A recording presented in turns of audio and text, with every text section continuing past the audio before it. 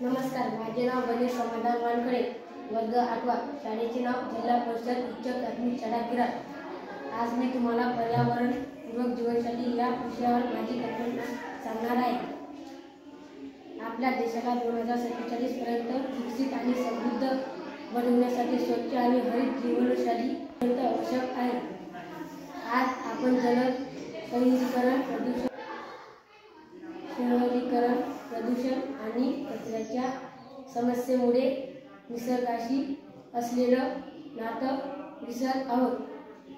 या अपायकारक जीवनशैलीमुळे हवामान बदल, पाणी टंचाई आणि आरोग्याच्या अडचणी वाढत आहोत. प्लास्टिकचा जास्त वापर, वृक्षतोड, वाहनांचे प्रदूषण ही मुख्य कारणे आहेत. या सगळ्यामुळे पृथ्वीचे तापमान वाढत आहे, पावसाचे प्रमाण बदललेले आहे आणि लोकांना श्वसनाचे आजार होत आहेत. उपाय: आपण जर थोडं लक्ष दिलं तर शक्य आहे.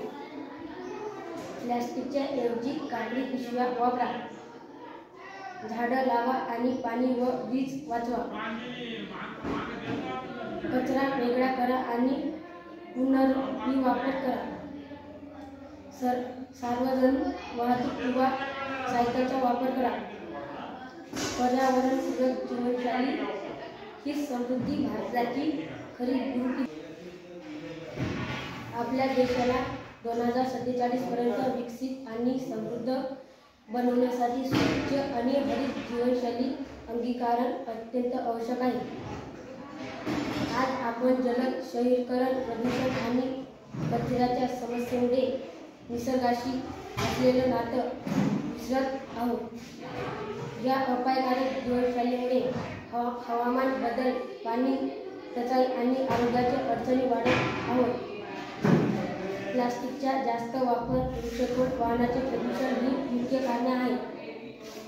या सगळ्यामुळे पृथ्वीचे तापमान वाढत आहे, पावसाचे प्रमाण बदललेले आहे आणि लोकांना श्वसनाचे आजार होत आहेत.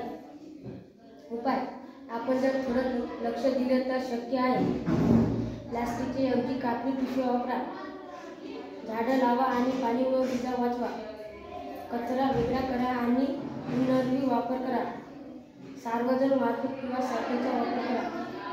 पर्यावरणपूरक जीवनशैली ही समृद्धी भारताची खरी गुरुकिल्ली आहे.